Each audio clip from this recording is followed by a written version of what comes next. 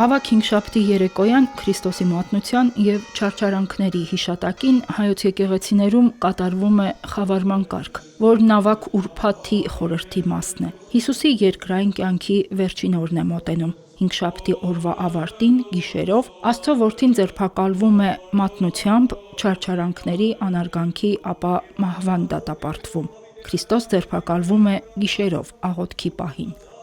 Եկեղեցիներում խավարման և վշտի արարողությունը ձգվում է մինչև կեսգիշեր։ Սուրբ խորանին 12 մոմ է վառվում։ Դրանք առաքյալների խորհրդանիշն են։ Կենտրոնում Քրիստոսին խորհրդանշող մեծ մոմն է, որովհետև խավարման գիշերվա մթից ազատագրող լույսն է Քրիստոս։ Արարողության ընթացքում ավետարան է ընթերցվում Տիրոջ կյանքի վերջին երկրային օրվա դեպքերի մասին։ Աղոթք է հնչում, վկայվում են Հուդայի մատնությունը, Հիսուսի ձերբակալությունն ու հրեա քահանայապետների մոտ տարվելը, չարչարվելն ու անարգվելը, Պետրոս առաքյալի ուրանալն ու զղջալը։ Յուրաքանչյուր ընթերցումից հետո ամեն կողմից մեկական մոմ է մարվում։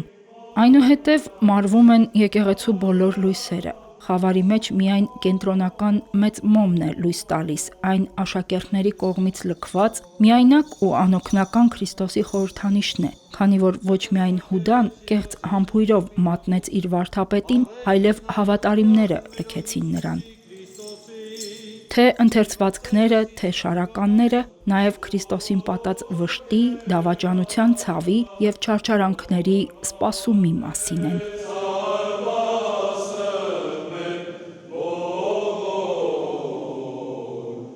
Ավետարանը հիշեցնում է, այդ օրը մարդիկ աստվածային լույսը նկատելու փոխարեն խավարը ընտրեցին, ցույց տալով իրենց մութ ու խավար կողմը։ Չնայած դրան լույսը չի պակասում, և եթե անգամ հանգամանքների բերումով հավատքդ էլ ուրանաս, Աստծո սերը չի նվազում։ Աղոթքի, ապաշխարության ու կրկին դեպի Տերը դառնալու խորհուրդն ունի խավարման կարգը։ Հերմինե Հակոբյան, Գևորգ Ավագյան, Վռամ Խանամիրյան, Եկեղեցական կյանք։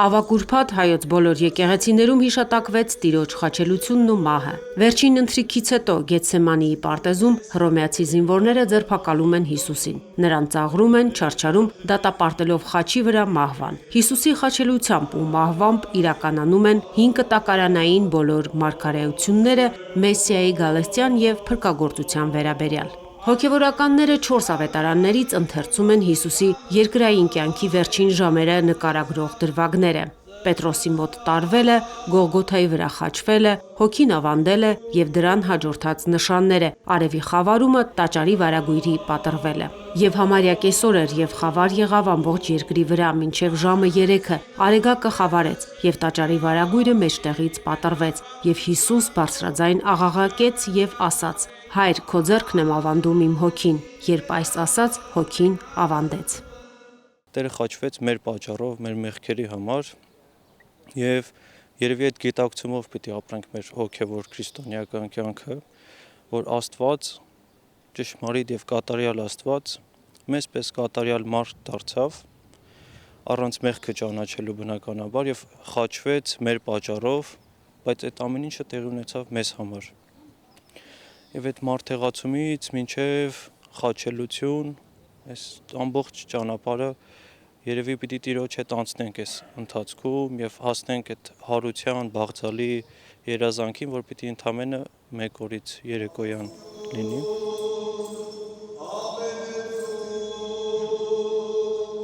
Քրիստոսի խաչելության օրը տխրության օր է բոլոր քրիստոնյաների համար։ Ավագ ուրբաթ օրը Սուրբ Պատարագ չի մատուցվում, որովհետև Քրիստոս ինքը պատարագվեց խաչի վրա։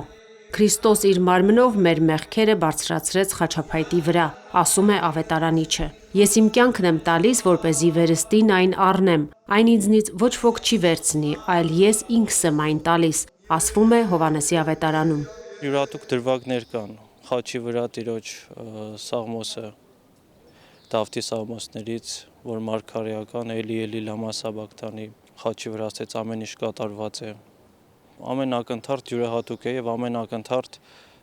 դիպում է մարդու հոգու նուրբ լարերին եւ բնականաբար ավելի, չգիտեմ, զորացնում է այդ ապրումները մարդուն ավելի ուժեղացնում են, զորացնում են։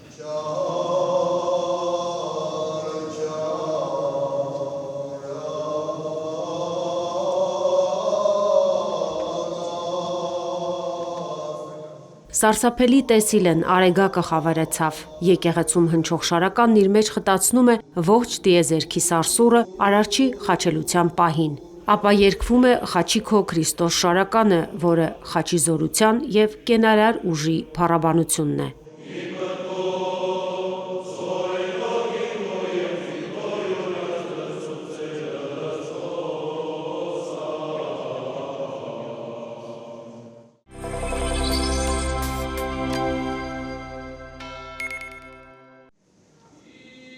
Մայր տաճարում երեկոյան ժամերգություն է։ Հիշատակվում է համաքրիստոնեական ամենախորհրդավոր ու սրտառուչ արարողություններից մեկը՝ Քրիստոսի թաղումը։ Մայրաթոր Սուրբ Էջմիածնում արարողությունը տեղի է ունենում ամենայն հայոց կաթողիկոս Գարեգին II հանդիսապետությամբ։ Այսօրը ընթերցվող ավետարանական հատվածները պատմում են Քրիստոսի չարչարանքների, մահվան ու թաղման մասին։ Ծաղիկներով զարդարված խորհրդանշական գերեզմանի առջև, որը նշան է նաև եկեղեցու Սուրբ Խորանի, հավատացյալները Տիրոջից խնդրում են, որ զորացնի իրենց հավատքը։ Երբ ընթերցում ենք ավետարանական դրվագը Քրիստոսի խաչելության և թաղման, դրանք իրականում ողբերգական պատմություններ են և առաջին բառը թերևս որ կարող է գալ մարդու մտքին, այդ պատմությունները կարդալիս պարտությունն է։ Եվ թվում է, թե մի իրավիճակում է Հիսուսը, որտեղ խավար է, լռություն է, և հենց այդ լռության մեջ է, որ հնչում է Աստծո ձայնը, և հենց այդ խավարում է, որ Աստված իր լույսը ծագեցնում է այնպես, ինչպես որ արարչագործության ժամանակ Աստված խավարի մեջ էր, երբ ասաց թող լույս լինի և լույս եղավ։ Եվ օրվա խորհուրդը ըստ էության, բացի նրանից, որ Քրիստոսի կյանքի դրվագների հիշատակումն է, նաև մեզ այսօր պատգամ ունի տալու, որ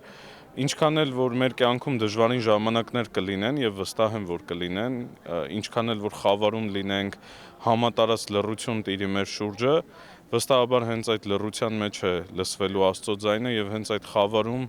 Տերը ծագեցնելու է իր լույսը և թվացյալ պարտությունը վերածվելու է հաղթանակի։ Հանդիսավոր թափորը ուղեկցում է վեհափառ հայրապետին, եկեղեցուց դուրս է բերվում Քրիստոսի երբներանգ ծաղիկներով զարդարուն խորհրդանշական գերեզմանը։ Արդար Արեգակը Քրիստոս ստվերոտ գուբի մեջ դրվեց այսօր, և փառքի ճառագայթը հոր աշխարհի մեջ ծածկվեց վեմով, ասվում է Սուրբ Սահակ Պարթևի օրհնության շարականում։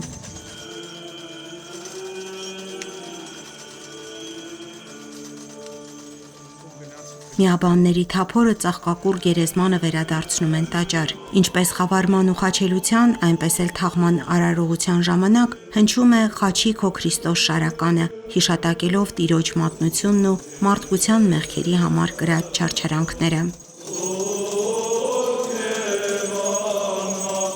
Ամեն տարի որևէ մեկը, որ գալիս է թափորին մասնակցելու կամ ուղեկցելու Քրիստոսի խորհրդանշական գերեզմանը, ինքը ընդունում է, որ ինքը այդ պահին Քրիստոսին չարչարակից է դառնում, այդ պահին Քրիստոսի հետ խաչվում է և պիտի հետո նաև հարություն առնի։ Այսինքն այդ տխրությունն ու թախիծը շատ բնական է, որ պիտի լինի յուրաքանչյուրիս հոգում և յուրաքանչյուրս պիտի Քրիստոսի հետ այդ խոնարհման, խավարի ճանապարհը անցնենք, որպեսզի հասնենք լույսին։ Դատապարտենք մեղքը մեր մեջ և խոնարհեցնելով մեր հոգին պատրաստվենք Տիրոջ հրաշափառ հարության տոնին։ Սա է այսօրվա խորհուրդը և մեր մայր եկեղեցու խորհրդորը բոլորիս։ Լիաննա Չիչակյան, Վրամ Խանամիրյան, Եկեղեցական կյանք։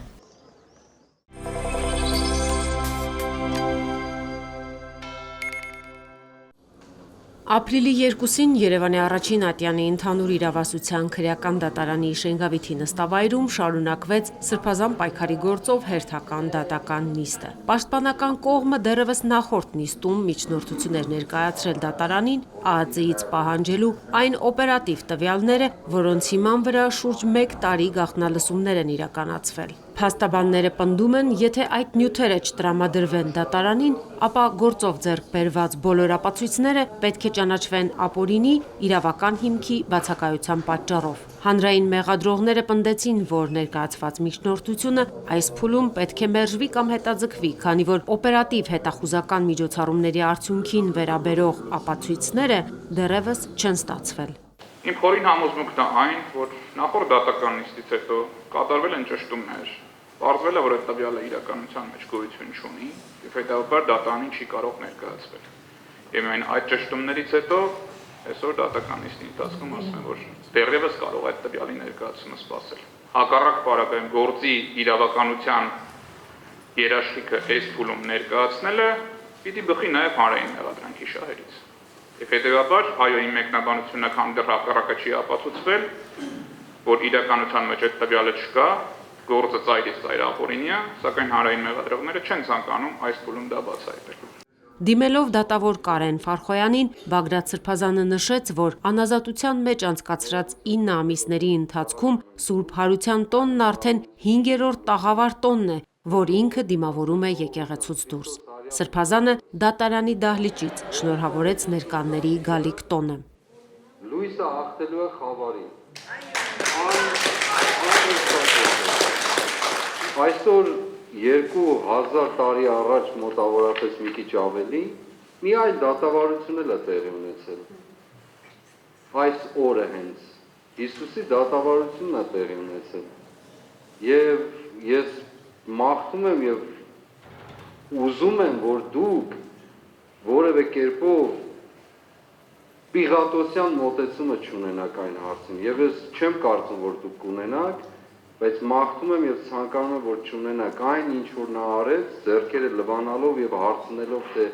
ինչ է ճշմարտությունը։ Դա արեց, որովհետեւ իր համար իր կյանքի անձնական պաշտպանվածությունը, շահը, հարմարությունը եւ այլն մեղադրողների կողմից ներկայացված այդ ամբողջի իրավունքի մասնագետների, օրենսգետների կողմից ներկայացված ամբողջ մեղադրանքի փաթեթը, որը ըստ էության այլ բանի մասին չէր, քան ուրեմն մեղադրվում էր Հիսուս ժողովրդին մոլորեցնելու քարոզության մեջ, ինչպես նաև ահաբեկության եւ պետական կարգը տապալելու մեջ։ Սրբազան պայքարի գործով հաջորդ նիստը Երևանի քրեական դատարանի Շենգավիթի նստավայրում նշանակվեց ապրիլի 9-ին։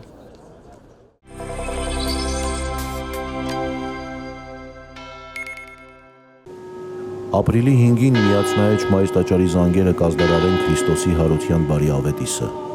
Հայոց հոգևոր կենտրոնն իր հարկի ներքո կհամախմբի բազմաթիվ հավատացյալների, կմատուցվի հայրապետական սուրբ պատարագ։ Մայրաթոր Սուրբ Էջմիածնի մայր տաճարի խորանից Գարեգին II ամենայն հայոց հայրապետը զատկական իր պատգամը եւ օրհնությունը կհղի համայն հայությանը։ Սուրբ Հարության հրաշափառ տոնը կնշի ողջ հայությունը Հայաստանում եւ աշխարհասփյուռ թեմերում։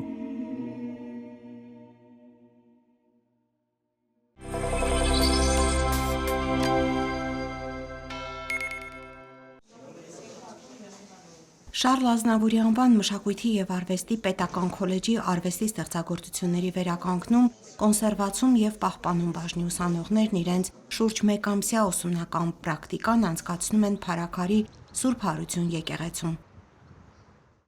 Դասախոս Սամվել Ենոքյանի ուղեկցությամբ ուսանողները զգուշությամբ պատերից իջեցնում են սրբապատկերները, լուսանկարում եւ տեղափոխում ժամանակավորապես արվեստանոցի վերածված այս տարածք։ Հոգևոր հովիվ Տեր Եղամ ավագ քահանա Քեսաբյանն ասում է, որ այստեղ իր շուրջ 25 տարվա ծառայության ընթացքում դեռ այսպիսի աշխատանք չի արվել։ Սրբապատկերները ցածր են կախված, հավատացյալներն էլ սովորություն ունեն նկարների առջև աղոթելիս համբուրել ու հպվել դրանց։ Այստեղից են հավանաբար առաջացել նկարների մեխանիկական վնասվածքները։ Մաքրման աշխատանք կատարվելուց հետո կտավը փոխանցվում է մեզ, որից հետո մենք սկզբնական շրջանում բացում ենք պրոբաներ, կեղտոտվածության աստիճանը հասկանալու համար, հետագայում արդեն սկսում ենք մաքրել կտավը։ Ներկա պահին մենք մաքրում ենք ջրով եւ սև օճառով։ Այն հատվածները, որոնք բացակայող են, այդ հատվածին մոտավորապես գույն ենք որոշում ու զրել լրացնում ենք, որպեսզի հեղինակի նկարից շատ չտարբերվի։ Երիտասարդ մասնագետները սկզբում քննում են վնասվածքի պատճառը, բացահայտում խոնավության, ջերմաստիճանի, հպման թե ժամանակի ազդեցությամբ են առաջացել փոփոխությունները, ապա նոր միայն անցնում մաքրման և ամրացման աշխատանքին։ Յուրաքանչյուր կտավի վրա աշխատանքը օրեր է տևում, կախված աղտոտվածության աստիճանից։ Համբերություն, զգուշություն և պատասխանատվություն պահանջող այս աշխատանքը նաև հոգևոր գիտելիք է պահանջում։ Այստեղ ունենք աշխատանք, որ արդեն բացակայող ներկաշերտի թափվածներ են։ Ունենք ևս մի աշխատանք ընդ առաքյալը, որ ֆաներայի վրա է արված ու բավականին վատ վիճակում է։ Այնտեղ արդեն process-ը գնում է մաքրման, հետո արդեն կհասկանանք գրունտի կամ բացակայող ներկաշերտի լրացումներն է կանենք։ Այս պահին հիմա այս աշխատանքի վրա էլի աշխատանք ունենք շրջանակի հետ կապված, որը որ հետևի կախիչի ենթաշրջանակի, որը որ չի հակնում ռամկի մեջ, դա էլ արդեն հասկանանք պատվիրում ենք, վերցնում ենք, փոխում ենք, թե իրանով ենք փորձում բավարարվել։ Իսկ լցոնումների հետ կապված հիմա ներկանյութի բացակայող հատվածների լցոնումները պետք է անենք, օրինակը ցույց կտամ, հետո ուսանողները արդեն կփորձեն։ Ըստ պահպանված սուղ տեղեկությունների այս վայրում 9-րդ դարում կառուցված եկեղեցի է եղել, որը երկրաշարժից փլուզվել է։ Ներկայիս շինությունը կառուցվել է 20-րդ դարի 50-ական թվականների վերջին խոնարհված եկեղեցու հիմքի վրա և հիմնովին վերականգնվել է 2004 թվականին Գարեգին II ամենայն հայոց հայրապետի օրհնությամբ։ Ինքը կառուցված է եղել խճաքարերով։ Հիմա է որ երեսապատվել է կարմիր գեղեցիկ քարեր են։ Ես մի բանի վրա եմ միայն ցավում, որ ինքնուս կերպով են վերանորոգել այն ժամանակվա հավատացյալները, հազիվ կարողացել են այսքանը կատարել, շնորհակալություն ինձ հոգիները լույս իջնի, 25 տարի մի փոքր ավելի մեր եկեղեցու ներսի նկարները այսքան մանրակրկիտ չէր մաքրվել, քանի որ մոմի ծուխը եւ յուղը նստածել այսպես շերտ էր կազմել, երբ այսօր երեխաները մաքրում են, զարմանում, այսինչ գեղեցիկ նկարներ են իհայտ գալիս, եւ քանի որ մեր եկեղեցին է Սուրբ Հարության անունն է կրում, իր ամանը կոչման եկեղեցին է, զատկական մեծ նվեր եղավ ամբողջ քոլեջի կողմից։ Արվեստի և մշակույթի պետական քոլեջի տնօրեն Վրեժ Կիրակոսյանն այս եկեղեցու հետ կապված սեփական պատմությունն ունի։ Այստեղ է մասնակցում Սուրբ և Անմահ Պատարագի, խնդրել է Տեր Հոր օրհնությունը մաքրելու և վերականգնելու խորանի սրբապատկերը, ապա խորհրդակցելով քոլեջի դասախոսների հետ որոշել են մինչև Սուրբ Հարություն վերականգնել ու նոր շունչ տալ եկեղեցու պատերը զարդարող բոլոր նկարներին։ Մշակույթի և արվեստի պետական քոլեջի արվեստի ստեղծագործությունների վերականգնում, կոնսերվացում և պահպանում բաժինը համեմատաբար երիտասարդ է։ Այն վերականգնողներ պատրաստող միջին մասնագիտական միակ ուսումնական հաստատությունն է Հայաստանում։ Առաջին տարիներին ընդամենը 4-5 շրջանավարտ է ունեցել։ Այսօր յուրաքանչյուր լսարանում սովորում է 15-ից 20 ուսանող, որոնք զուգահեռաբար աշխատում են Հայաստանի պատմության, Էրեբունի թանգարաններում և Մատենադարանում։ Ես միշտ հիշում եմ, որ լուսահոգի Նադեժդա Սարգսյան երբ որ տնօրեն էր, մենք երբ որ ընդունելության ժամանակ մասնագիտությունների համար հայտ էինք ներկայացնում եւ ընդունվելու քանակ էինք ուզում, անընդհատ լուսահոգի Նադյան բախվում էր մի խնդրի հետ։ Չունեինք դիմորդ շատ եւ նաեւ կար ցուցում, որ ակտուալ չէ մասնագիտությունը, միգուցե փակենք, դա կվկայեն նաեւ իմ գործընկերները, ովքեր ինձ հետ աշխատում էին։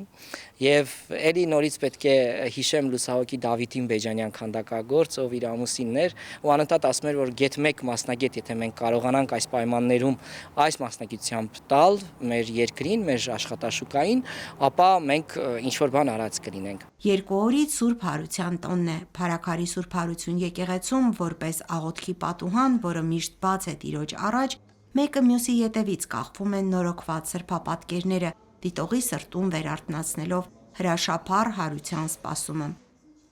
Լիաննա Չիչակյան, Գևորգ Ավագյան, Եկեղեցական կյանք։